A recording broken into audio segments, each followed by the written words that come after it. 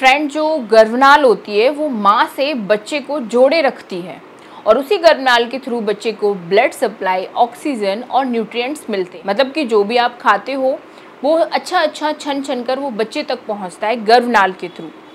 इसे जीवन की डोर भी बोला जाता है क्योंकि इसी के थ्रू जीवन होता है बच्चे का और इसी से बच्चा फिजिकली और इमोशनली आपसे जुड़ा रहता है। लेकिन फ्रेंड्स, कई बार क्या होता है कि यही गर्भनाल बच्चे के लिए खतरनाक बन जाती है जब बच्चा इसको अपने गले में लपेट लेता है, वो भी 360 डिग्री तक, और अगर ये टाइट हो जाए तो फिर बच्चे के लिए खतरनाक हो सकती है क्योंकि फिर बच्चे तक ब्लड सप्लाई, ऑक्सीजन और न्यूट्रिएंट्स रुकने लग जाते हैं, बच्चे तक ठीक तरीके से नहीं पहुंच पाते हैं, जिससे फिर बच्चे के विकास में दिक्कत आ सकती है और बच्चे की जान पर भी आ सकती है। सो फ्रेंड्स, आज इस वीडियो में हम डिस्कस करने वाले हैं बच्चे के गले में गर्भनाल आखिर क्यों लिपट जाती है, इससे आप कैसे बच सकते हैं, और बच्चे के गले में अगर गर्भनाल लिपट जाए तो क्या नॉर्मल डिलीवरी हो सकती है, इसी बारे में आज हम डिस्कस करेंगे। तो चलिए स्टार्ट करते हैं आज का वीडियो। मैं हूँ रेशू, आप सभी के साथ। आप देख रहे हो रेशूज ब्लॉग्स यूट्यूब चैनल।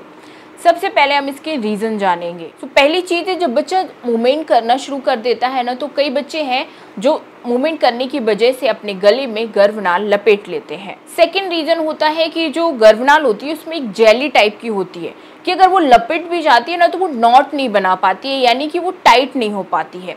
लेकिन अगर महिलाओं की जो गर्भनाल है उसमें जेली की मात्रा कम है तो इस वजह से फिर रिस्क हो जाता है, गर्भनाल ज़्यादा टाइट बच्चे के गले में लिपट जाती है। तीसरा रीज़न होता है, अगर आपके गर्भ में ज़्यादा पानी की मात्रा है तो बच्चा क्या करता है, ज़्यादा मूवमेंट करता है, उसी में तैरता रहता है, जिस वजह से बच्चे के गले में ज़्यादा राउंड तक गर्भनाल लिपट जाती है। साथ ही साथ अगर आपके घर में जुड़वा बच्चे हैं, मतलब एक से ज़्यादा बच्चे हैं, तो ऐसी कंडीशन में भी बच्चे गर्भनाल लपेट लेते हैं। इसके अगर संकेतों के बारे में बात करें कि इसका आपको कैसे पता चलता है, तो पहली चीज़ तो होती है कि बच्चा पहले से एकदम से कम मूवमेंट करना शुरू कर देता है, तो ये तो इसका मेन संकेत होता है। साथ ही साथ बच्चे की हार्ट बीट भी एबनॉर्मल हो सकती है। और वैसे तो ये जो गर्भनाल बच्चे के गले में लिपटती है, ये अल्ट्रासाउंड के थ्रू आपको क्लियर पता चल जाती है। जब आपका अल्ट्रासाउंड किया जाता है तो उसी में मेंशन होता है न्यूकल कोड, 1 राउंड, 2 राउंड, कितने राउंड है। अगर आपको नहीं समझ में आता तो आप अपने डॉक्टर से अल्ट्रासाउंड रिपोर्ट के बारे में पूछ सकते हैं। अब मेन चीज, इससे आपको कैसे बचना है कि बच्चा गले में गर्भनाल ना लपेट ले।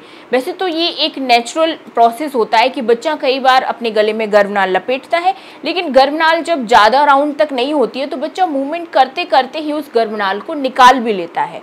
तो ऐसा अगर 9वें महीने तक हो जाता है कि बच्चे ने लपेटी पहले गर्भनाल और मूवमेंट करते करते निकाल ली, ऐसे में डरने की बिल्कुल भी ज़रूरत नहीं होती है, आपकी नॉर्मल डिलीवरी आसानी से हो जाती है। लेकिन अगर 1 राउंड तक है गर्भनाल गले में और लूज़ है तो कोई परेशानी नहीं होती है, तो भी नॉर्मल डिलीवरी कर दी जाती है। लेकिन अगर बच्चे के गले में 2 राउंड तक है, 3 राउंड तक है, इससे ज़्यादा है और गर्भनाल में टाइट नॉट लग गई, यानी कि गांठ लग गई है, तो फिर बहुत ज़्यादा दिक्कत होती है।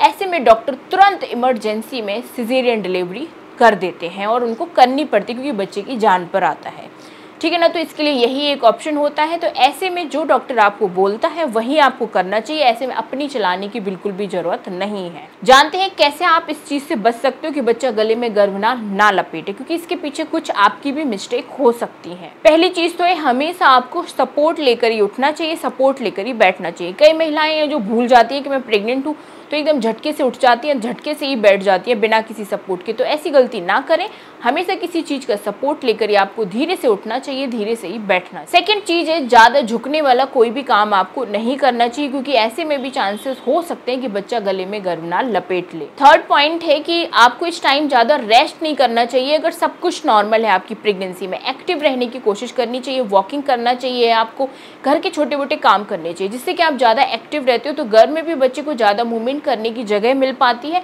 और बच्चा अगर गर्भनाल लपेट भी लेता है तो वो आसानी से निकाल भी फिर सकता है। चौथी चीज, जैसे कि आप लेटे हुए हो तो झटके से एकदम करवट चेंज नहीं करनी चाहिए, आपको धीरे से करवट चेंज करनी चाहिए। पहले सीधे होइए, फिर दूसरी करवट आप चेंज कीजिए। पांचवी चीज, कभी भी आपको लग रहा है कि बच्चा अच्छे से मूवमेंट कर रहा था, पहले अचानक से मूवमेंट कम हो गई है या अचानक से 2 घंटे तक बच्चे ने मूवमेंट नहीं की है, तुरंत जाके डॉक्टर से मिलिए, लापरवाही बिल्कुल ना करें। लास्ट बट नॉट लीस्ट, ज़्यादा टाइम घंटों घंटों बैठकर कोई भी काम आपको नहीं करना चाहिए।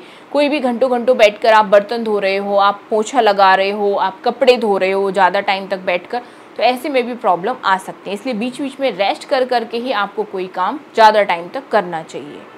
ठीक है ना फ्रेंड्स, तो आई होप आप इन सारी बातों का अच्छे तरीके से ध्यान रखोगे, जिससे कि आप बच्चे के गले में गर्भनाल फंसने की प्रॉब्लम है उससे आप बच सको। मिलती हूँ नेक्स्ट वीडियो में आप सभी से। Bye bye, thanks for watching.